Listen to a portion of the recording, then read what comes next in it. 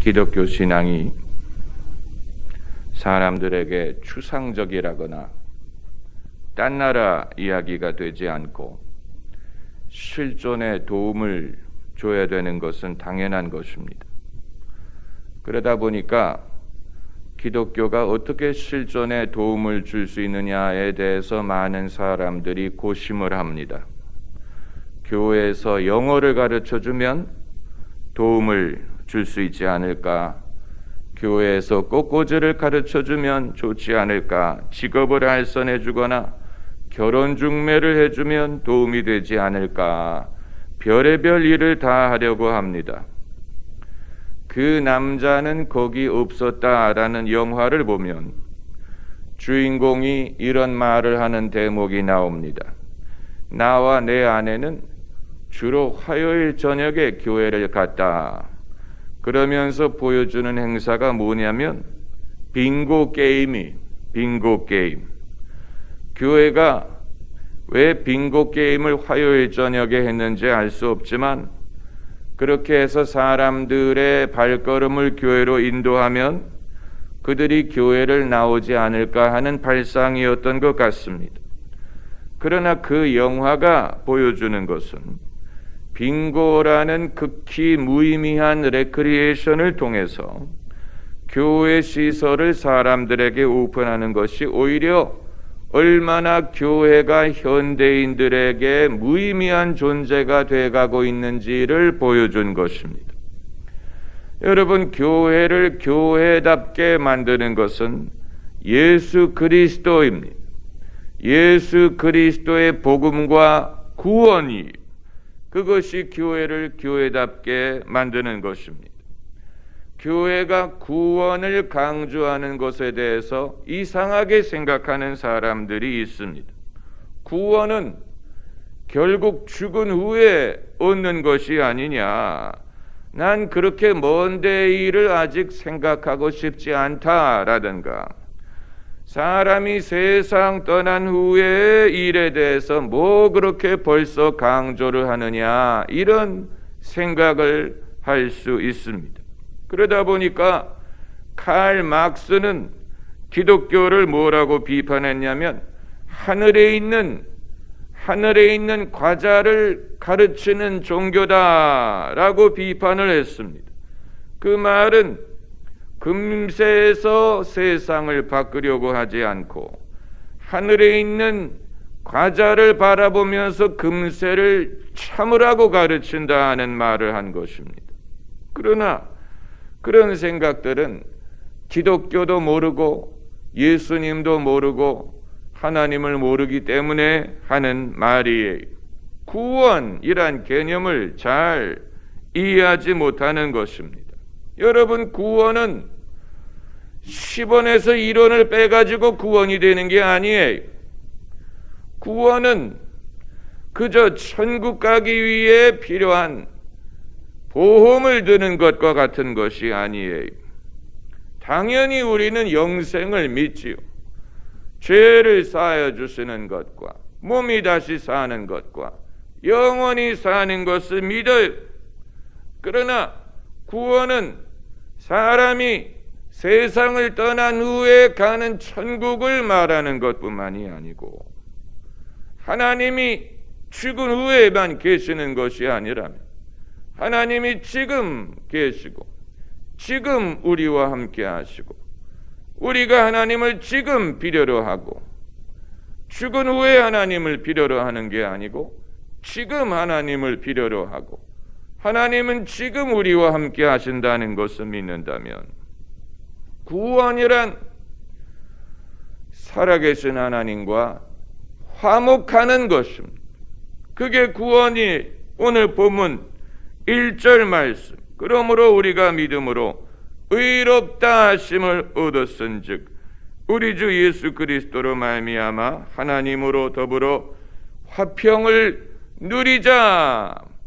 더 나은 번역은 화평을 누리느니라는 말입니다.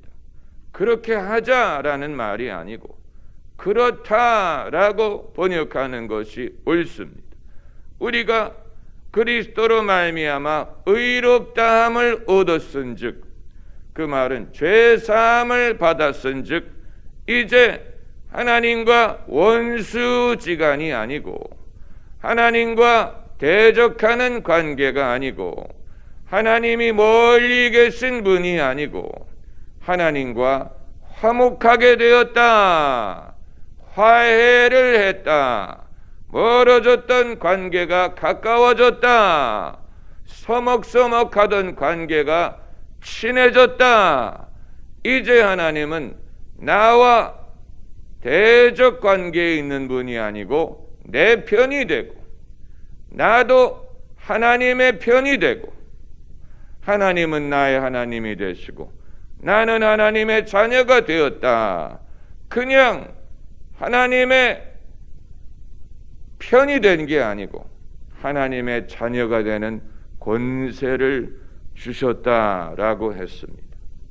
여러분, 같은 집에 살아도 그 집에 하숙하는 사람이 있을 수 있고, 그 집에 손님으로 와서 머무는 사람이 있을 수 있고, 그리고 그 집에 자녀가 있을 수 있어요.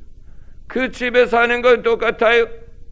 그러나 하숙하는 사람, 손님으로 와 있는 사람과 그 집의 자식은 완전히 달라요. 손님은 자기 마음대로 냉장고도 열지 못합니다. 눈치가 보입니다. 반대로 자녀는 냉장고 문이 닫힐 리가 없어요. 이게 차이점이에요. 손님으로 자기를 여기는 사람이 있고 자기가 자녀라는 것을 아는 사람이 있어요. 똑같이 하나님을 믿는다고 하는데 하나님이 여전히 멀어요. 하나님이 여전히 어려워요. 자기가 하나님 나라의 진정으로 속했다고 믿지 못해요. 교회에 정을 붙이지 못해요. 하나님 나라의 일을 남의 일이라고 여겨요. 자기 자신이 손님처럼 생각해.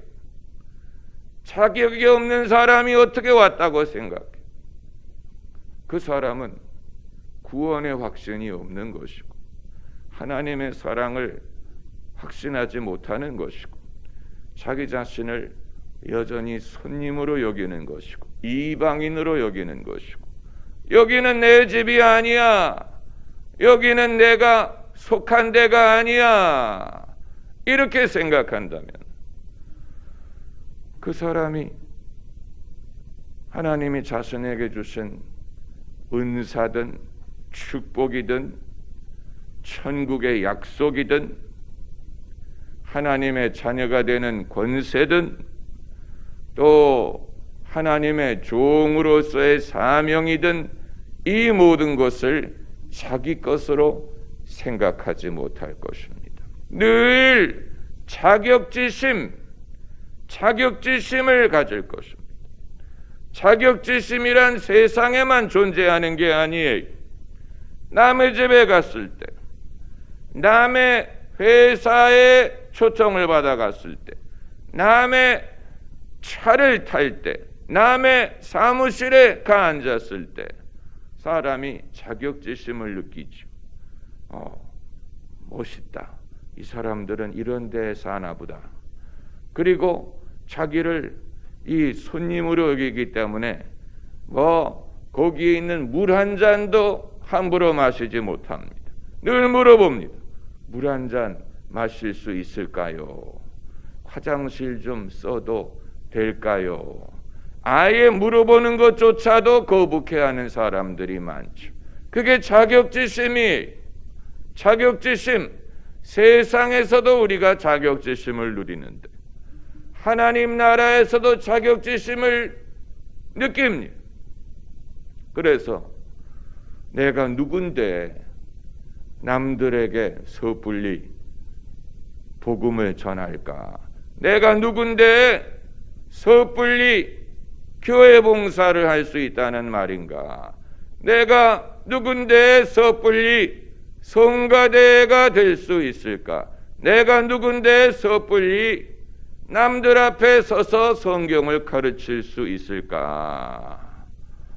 이런 자격지심을 누리는 사람들이 많아요. 이것은 심리적인 것뿐만이 아니고 결국은 자신이 하나님 나라에서 예수 그리스도를 믿음으로 어떤 특권과 권세와 또 특혜를 누리게 됐는지를 믿지 못하는 것입니다. 실감이 가지 않는 것입니다. 자기를 여전히 손님으로 생각하는 것입니다.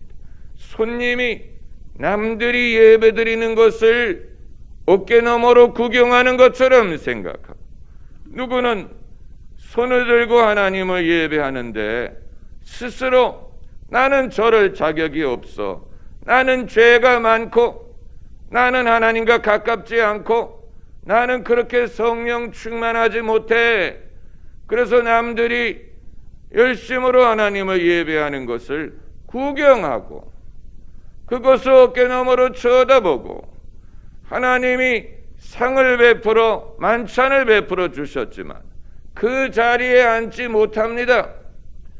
그게 나를 위해 베풀어 주신 잔치라고 생각하지 못합니다.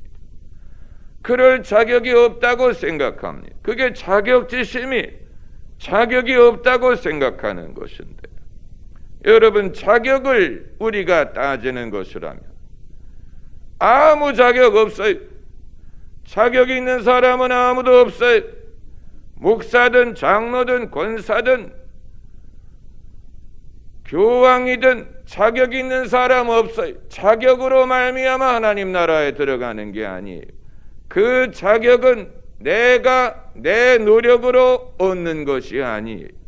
자격으로 하나님 나라에 들어가는 것이라면 하나님 나라에 들어갈 수 있는 사람은 아무도 없어요. 자격을 말하면 안 돼. 우리 자격으로 들어갈 수 없기 때문에 하나님께서 당신의 아들을 보내셔서 자격을 우리에게 은혜로 부여하신 거예요. 그게 은혜라는 말이에요. 은혜라는 말은 거저 준 선물이란 말이, 우리가 그 값을 지불할 수 없기에 우리가 값을 지불하지 않고 거저 우리에게 주실 것입니다. 그 값을 예수님이 대신 지불하셨어요. 예수님이 대신 그 빚을 갚으셨어요. 그래서 예수님을 믿으면 거저 그 자격을 우리에게 부여하십니다. 그 자격을 성경은 의로움이라고 부르는, 그리스도로 예수로 말미암아 의로움을 얻었으니, 의롭다 하심을 얻었으니, 그 말은 자격을 얻었다는 말이에요. 천국에 들어갈 수 있는 자격, 하나님의 자녀가 될 수 있는 자격, 그게 의로움이, 의로움. 이 의로움이란 말을 우리가 간과해서는 안 됩니다. 이 의로움을 주셨다는 사실을 믿고 그걸 붙잡아야 됩니다. 사실 사람들이 그걸 못하지 않지요. 그걸 못하지 않아요. 조금이라도 자격을 주면 사람들이 그거 움켜쥐는 거 정말로 잘합니다. 그러나 하나님에 대해서만큼은 그거를 제대로 할 수 있는지 의문스럽습니다. 자격. 그래서 자격을 논할 필요가 없습니다. 자격이 없는데 하나님께서 은혜로 그것을 우리에게 주셨고 우리는 그걸 믿으면 돼. 구원의 확신이란 것은 구원의 확신이 있어야만 구원을 받은 것은 아니에요. 그렇잖아요. 그러니까 자기가 뭐 학교에 합격했지만 그 사실을 모를 수 있는 것처럼, 자기가 복권에 당첨이 됐지만 그 사실을 모를 수 있죠. 모른다고 복권에 당첨 안 된 건 아니에요. 누가 나를 좋아하는데 내가 그 사실을 모를 수 있어. 내가 모른다고 그 사람이 나를 안 좋아하는 건 아니에요. 마찬가지로 구원의 확신이 없다고 구원을 못 받은 건 아니에요. 구원의 확신을 가져야만 구원을 받는다고 말할 수 없어요. 그러나 구원을 받았다면 그 사실을 알아야 되고 확신을 해야 됩니다. 그것이 본인에게 유익해. 어떤 유익이 있느냐? 어떤 유익이 있느냐? 첫째는 하나님과 화목했다는 것을 알아야 하나님이 두렵지 않고 하나님이 어렵지 않고 하나님이 멀리 계시고 나에게 화를 내시고 못마땅하게 여기시는 분이 아니라는 사실을 알게 될 것이 아닙니까? 화목했다라는 것은 참으로 중요한 것입니다. 하나님은 어떤 개념, 어떤 철학, 사상이 아니, 하나님은 인격체. 그렇기 때문에 우리가 하나님의 자녀가 됐을 때 하나님과 화목했다는 사실을 알아야 됩니다. 그래야 하나님을 무서워하지 않아요. 아담과 하와가 선악과를 먹은 후에 하나님이 동산에 지나가는 소리를 듣고 무서워해서 숨었다라고 했어요. 그러니까 하나님을 안 믿는 건 아닌데 계시는 줄을 아는데 두려워하는 것, 하나님으로부터 숨으려고 하는 것.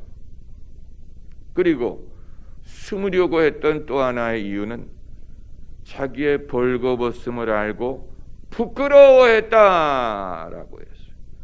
그래서 잎사귀로 옷을 만들어 자기의 부끄러움을 가리려고 했다고 했는데, 여러분, 하나님을 모르는 사람, 죄를 지은 사람의 공통점은 첫째는 하나님에 대해서 두려움을 갖는다는 것이고, 둘째는 수치심을 느낀다는 거예요. 수치심. 우리나라 사람들처럼 그 수치심을 많이 느끼는 사람도 없죠. 그래서 경찰서에 피의자로 잡혀온 사람들은 하나같이 옷으로 얼굴을 가리지 않습니까? TV 기자가 오면 옷으로 얼굴을 가려요. 왜 그렇습니까? 창피하기 때문에 그런 것입니다. 수치심. 내가 이런 존재라는 것을 사람들이 남이 아는 것을 못 견디는 거예요. 수치심. 수치심. 그런데 예수님을 믿은 후에도 여전히 수치심에 벗어나지 못하는 사람들이 많아요. 그래서 예컨대 결혼이 깨졌다 그러면 교회를 옮깁니다. 그런 분들 많이 봅니다.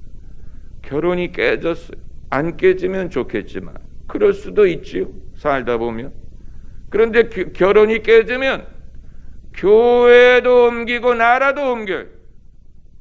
왜 그렇습니까? 교회 앞에 창피하기 때문에. 창피한, 자기에게 이런 일이 일어난 것이 창피한 거예요. 부끄러운 거예요. 그러다 보니까 교회는 누구만 오게 되는지 아십니까? 창피할 일이 없는 사람들만 옵니다. 그게 교회가 율법주의적으로 되는 이유예요. 창피할 것이 없는 사람들만 옵니다. 창피함을 견디지 못합니다.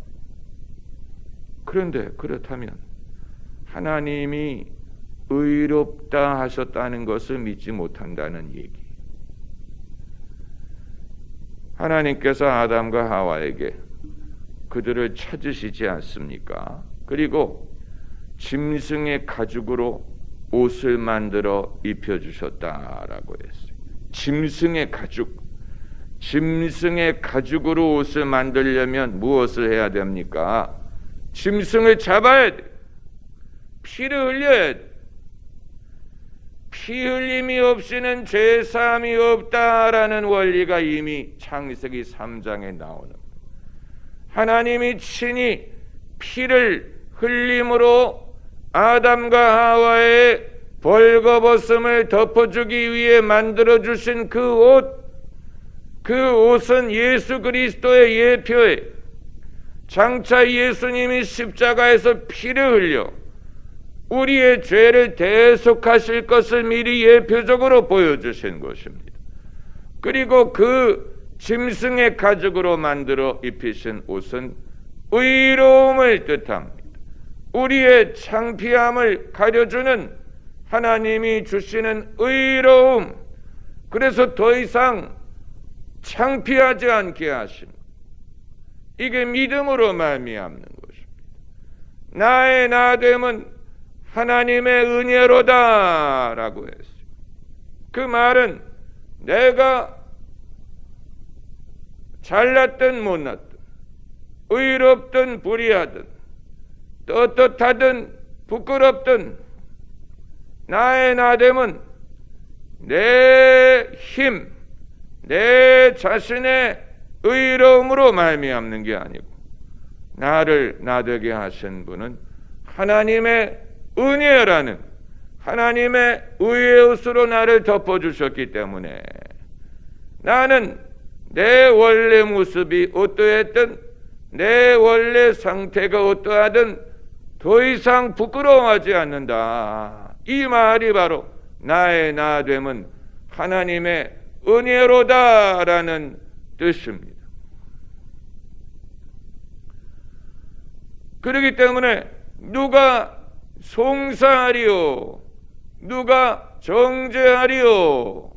하나님이 우리를 위하시면 누가 우리를 대적하리요? 그 말은 누가 흉을 보겠느냐, 누가 불의하다고 정죄하겠느냐, 손가락질하겠느냐, 그걸 두려워하지 말라는 얘기입니다. 왜냐하면 하나님이 우리를 위하시는데 누가 우리를 대적할 수 있겠느냐.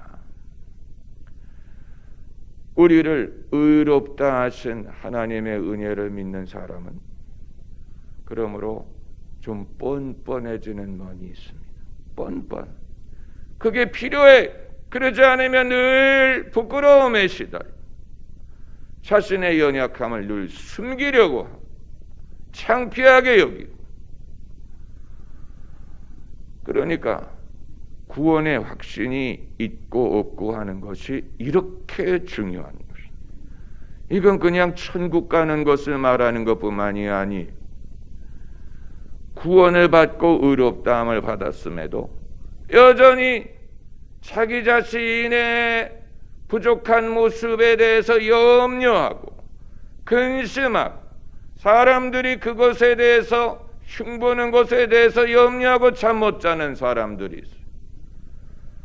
그런 분들은 예수 그리스도의 의의 선물을 의지하고, 나의 나됨은 하나님의 은혜로다, 나를 의롭다 하시는 분은 하나님이시니 누가 나를 정죄하리요, 누가 나를 송사하리요? 떳떳해야 됩니다. 믿음으로 말미암은 떳떳함이에요. 그건 교만한 게 아니에요. 그게 믿음이. 왜냐하면 하나님의 은혜가 나에게 족하다라는 것을 믿는 것이기 때문에. 그렇지 않으면 마귀가 송사할 때 일어나지를 못합니다. 또 마귀가 나에게 죄의식으로 시험할 때 그걸 견디지 못합니다. 무기력해집니다. 담대함을 잃어버립니다. 그렇기 때문에 구원의 확신이 필요한 이유는, 첫째는 하나님과 화목했다는 것을 알기 위해서, 둘째는 내가 누구에게 속했고 어디에 속했고 나는 어디 소속이고 그러므로 나의 역할이 무엇인지를 알게 하기 위한 것입니다. 구원의 확신이 있어야 나는 하나님의 자녀고 하나님 나라의 백성이고 예수님의 양이고 예수님의 종이다. 나는 복음의 일꾼이다 라는 것을 확신할 수가 있지요.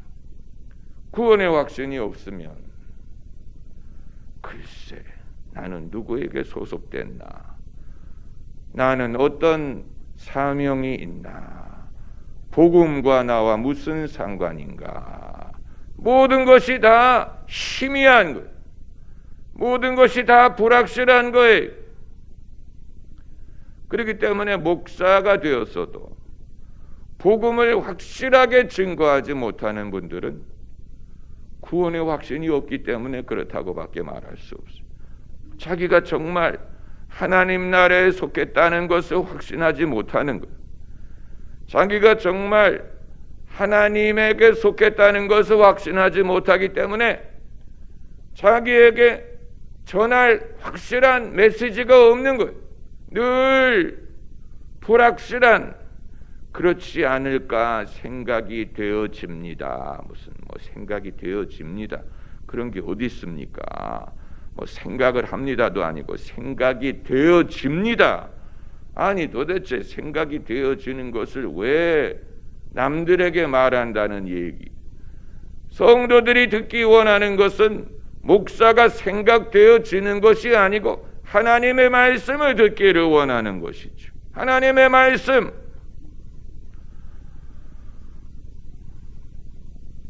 그리고 세 번째로 구원의 확신이 필요한 이유는 하나님의 권세를 사용하기 위한 것입니다.